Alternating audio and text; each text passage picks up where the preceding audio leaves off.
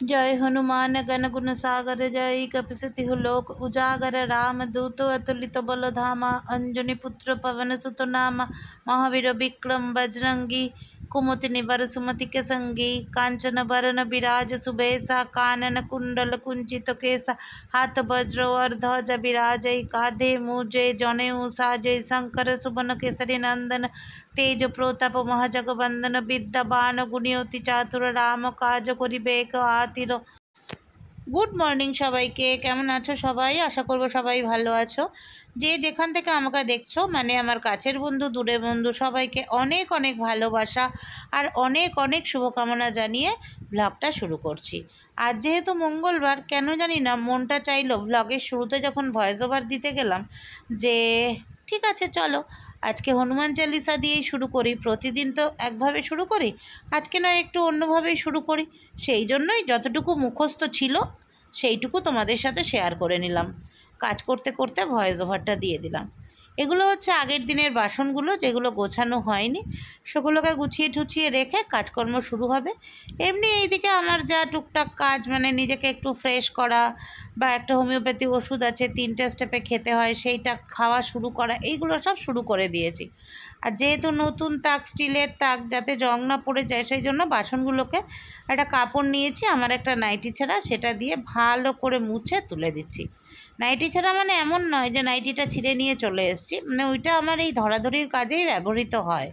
তো সেই নাইটি ছেঁড়াটা দিয়েই সব মুছে টুছে সুন্দর করে গুছিয়ে তুলে রেখে তারপরে আজকের দিনটা শুরু করব। সুন্দর একটা রোদ ঝলমলে সকাল, আর রোদ ঝলমলে সকালের মতোই ঝলমলে একটা মন নিয়ে আজকে কাজটা শুরু করলাম। শরীরটাও একদম ঠিক আছে এখন। আর কি বলো তো, টেনশনটা চলে গেছে না, অ্যাকচুয়ালি যে টেনশনটা ছিল, কাজের টেনশনটা, সেটা চলে গেছে। তাই জন্য আর মানে কোনো রকম কোনো অসুবিধা হচ্ছে না। সব থেকে বড় কথা কি জানো তো, একটা কথা তোমাদের সাথে শেয়ার করাটা ভীষণ জরুরি। সেটা হচ্ছে আমার জীবনে একটা যদি আমি ভালো কাজ করে থাকি বা একটা যদি সঠিক কাজ করে থাকি, একটাই সঠিক কাজ আমি নির্বাচন করব, সেটা হচ্ছে এই পল্লবের সাথে আমার জীবনটাকে শেষ বয়সে এসে বেঁধে নেওয়া। এটা আমার মানে সারা জীবনের সঠিক কাজগুলোর মধ্যে একটা।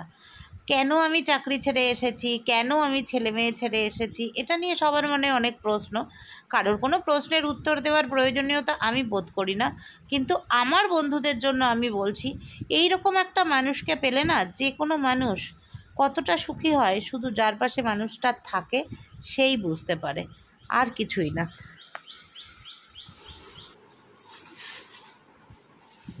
অফিস থেকে ফার্স্ট যে সেটটা গিফট পেয়েছিলাম, সেই সেটটা আজকে আবার ভাবলাম এর থেকে 2টো কাপ বার করে নিই, এই দুটোতে আবার কদিন খাই। আমার তো এরকমই ঘুরিয়ে ফিরিয়ে খেতে ভালো লাগে। আমার কেন, আমার মতন এরকম অনেকেরই আছে, আমি জানি। এই যে আজকে এই দুটো বার করলাম, আবার কদিন এই দুটোতে খাবো, আবার এইগুলো তুলে দিয়ে আবার অন্য বার করবো। খুব ডাস্ট জমেছে এটার উপরে, এটাকে ঝাড়তে হবে বাইরে নিয়ে। ওখানে তোলা ছিল শোকেসের মাথায়। আমরা তো মেনলি ক্রিম কেকার খাই, তো ক্রিম কেকার থেকে এতদিন রত্নাকে দিয়েছিলাম চায়ের সাথে। কালকে বললাম একটা থিনা রুট নিয়ে আসো, ওর তো আর সুগার হয়নি, ওর কেন ক্রিম কেকার খেতে হবে। তো কালকে নিয়ে আসছে এটা। বাবা হয়ে গেছে, এর মধ্যেই ঢেলে রাখি। আজকে এটা ঢেলে রাখি, এবার থেকে চায়ের সাথে ওকে এইটাই দেবো।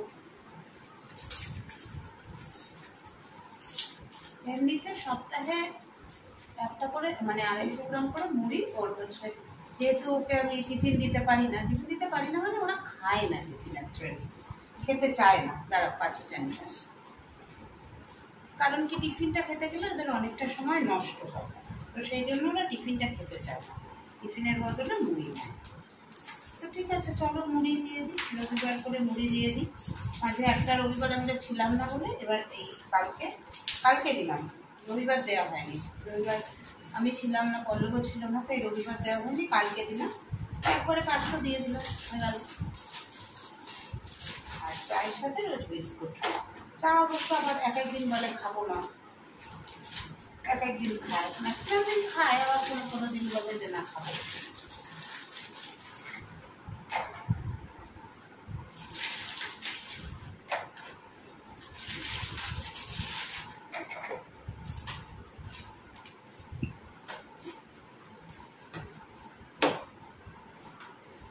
একজনের এক এক রকম।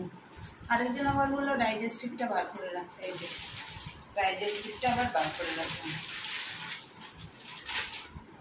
ফ্যামিলি প্যাকটা এনেছিলাম, 4টে ছিল এর মধ্যে। আমার আবার ডাইজেস্টিভটা খেতে ভালো লাগে না, আমার মিষ্টি বিস্কুট খেতে ভালো লাগে না চায়ের সাথে। পনির কাটতে পল্লব খুব ভালোবাসে, রেডি করে রেখেছিলাম, ঘুম থেকে উঠেই পনিরগুলো কেটে দিয়ে তারপরে গেছে ফুল তুলতে। আর এই আলুটা দিয়ে পনির করব। আলুর পরিমাণ বেশি কেন বলো তো? একে তো এই আলুটা পল্লবকে দিতে পারবো, সুগার ফ্রি আলু। 2 নম্বর হচ্ছে আমি পনির কম খাই, পনির ভালোবাসি না বেশি, তাই আলুটা বেশি করে। একটা কথা আছে জানো তো, তুমি যাও গঙ্গে তো কপাল যায় সঙ্গে। আমার আজকে হয়েছে সেই অবস্থা।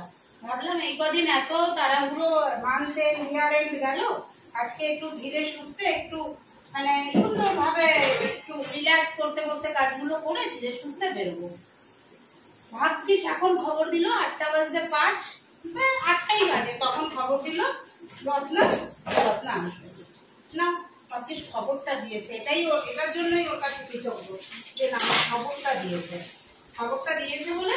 বাসনও বেশি ছিল না, অল্পই ছিল, ধুয়ে নিচ্ছি। ওদিকে পল্লবকে বললাম ঘরটা ঝাঁটপাট দিয়ে দাও ঝট করে, 8টা 15 হয়ে গেছে, ঘরটা ঝাঁট দিয়ে দিচ্ছে। আর আবার দেখো আজকে মঙ্গলবার, এখনো পুজো করিনি। এখন স্নানে যাবো, এই পনিরের তরকারিটা হয়ে গেলে স্নানে যাবো, দিয়ে তারপরে পুজো করবো, তারপরে বেরোবো। কি আর করা যাবে বলো? তবে ওর কথাটা শুনে মনে হলো সত্যি ওর শরীরটা খারাপ, কথা বলতে পারছে না সেইভাবে।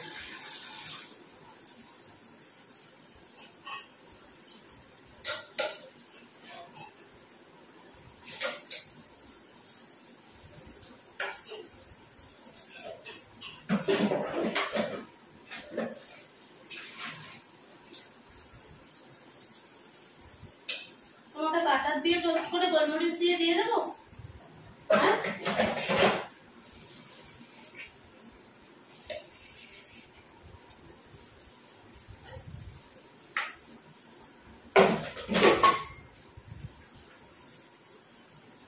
আমিও ওই টাইম বাটার নেবো না, বাটার নিলে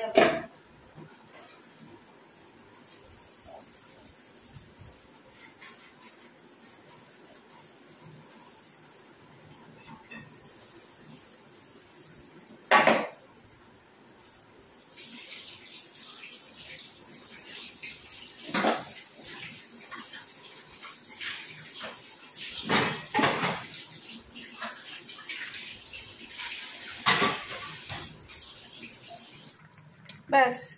যেই রত্না আসবে না খবর পেলাম, আর আমার সময় হলো না যে তোমাদের সাথে রেসিপিটা পুরোটা শেয়ার করব। এমন কিছু নয়, জাস্ট ওই ছোটো আলুগুলো একটু ভেজে নিয়েছি, পনিরটাও একটু ভেজে নিয়েছি, আর টমেটো আদা কাঁচা লঙ্কা সব একসাথে বেটে নিয়ে ধনে গুঁড়ো দিয়ে আর একটু কাশ্মীরি লঙ্কা গুঁড়োর ছোঁয়া দিয়েছি, নুন হলুদ। ওপর থেকে দেখতে পাচ্ছ পাতা পাতা, এগুলো কসুরি মেথি দিয়ে এই পনিরের তরকারিটা করে নিচ্ছি। এরকম ভুল আর জীবনেও করবো না। বাপরে বাপ, আজকে খাবার না নিয়ে গেছি, জানি যে তাড়াতাড়ি চলে আসবো, মাসের প্রথম দিন তো তাড়াতাড়ি ছেড়ে দেয়, তাড়াতাড়ি চলে আসবো, ঘরে এসে খাবো। যাবার সময় কি মনে হলো জানি না, হঠাৎ করেই মনে হলো তরকারিটা রেখে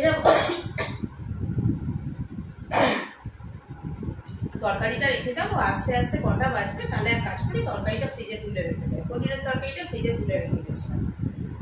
এই এলাম, এখন বাজে কটা জানো, 6টা বাজতে 10 মিনিট বাকি। কিন্তু রাহুর মতো খিদে পেয়েছে, প্লেটের মধ্যে একটুখানি অল্প একটু ভাত নিয়ে নিয়েছি, আর তার সাথে একটু ভেন্ডি আলু ভাজা আর একটু তরকারি নিয়ে নিয়েছি। আমি এটা আগে খাই।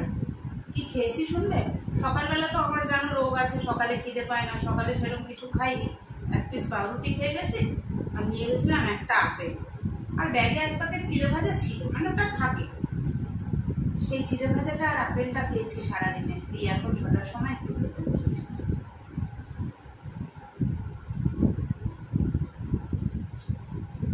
একটা ভালো খবর আছে, সেটা হচ্ছে কালকে ছুটি। কালকে ছুটি মানে অফিসে ছুটি, মানে আমাদের সবার ছুটি, আমার একার ছুটি না। ছুটি নেবো বলেছিলাম, সেই ছুটি যেহেতু ইয়ার এন্ড হলো, মান্থ এন্ড হলো, নতুন ফিনান্সিয়াল ইয়ার শুরু হলো, তাই কালকে সবার ছুটি। চলো আগে পেট ঠান্ডা করি, তারপরে তোমাদের কাছে আবার আসছি। এই রবিবারের আগের রবিবার বাজার থেকে একটা কাঁচা কুমড়ো এনেছিলাম, সেটা আর খাওয়া হয়নি। কিন্তু দেখো কুমড়োটা একদম তরতাজা আছে। এই রবিবার তো বাজার যাওয়াই হয়নি, তো আজকে কুমড়ো আলু আর বড়ি দিয়ে একটা তরকারি বানাবো। এই কাঁচা কুমড়ো না সুগারের জন্য ভীষণ ভালো। আর কাঁচা কুমড়ো আমি সবসময় খোসা শুদ্ধই বানাই।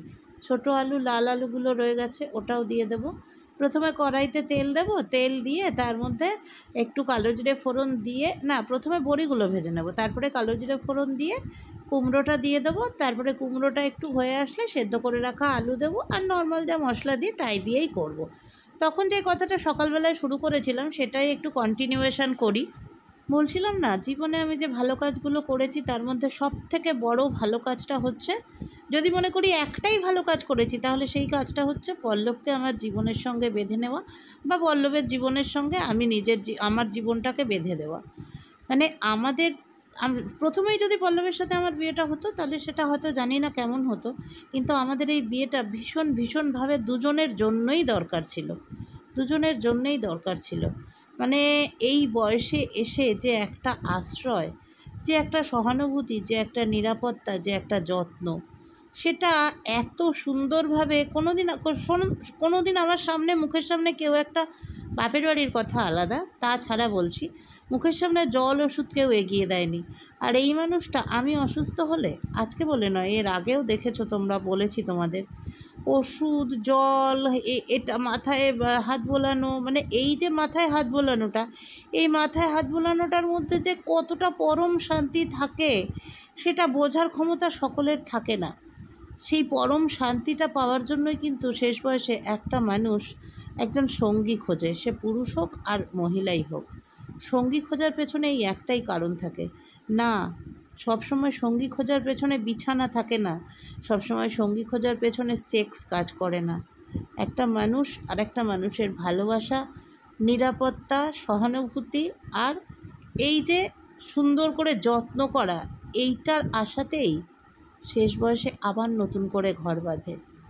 আমি যদি ভুল বলে থাকি তোমরা আমার ভুলটা শুধরে দিও, আমার কিন্তু এটাই মনে হয়। কারণ দেখো, একমাত্র এই স্বামী আর স্ত্রীর সম্পর্কটাই কিন্তু যদি সঠিক সম্পর্ক হয় তাহলে শেষ পর্যন্ত টিকে যায়। বাকি কেউ তোমার কাছে থাকে না, কেউ না। আজ আমি সত্যিই লাকি মনে করি নিজে। ব্লগটা আজকে এখানেই শেষ করব। তার আগে একটা কথা তোমাদের জানাই, আগামীকাল আমার অফিস ছুটি, তো আগামীকাল আমি ক্যামেরাই হাতে নেব না, তাই পরশুদিন তোমরা কোনো ব্লগ পাবে না। এবার পরশুদিনও যদি অফিস ছুটি থাকে তাহলে সেই দিনটাও আমি সম্পূর্ণ রেস্ট করব, সেটা তোমাদের পরে জানিয়ে দেবো। চলো, টাটা, গুড নাইট।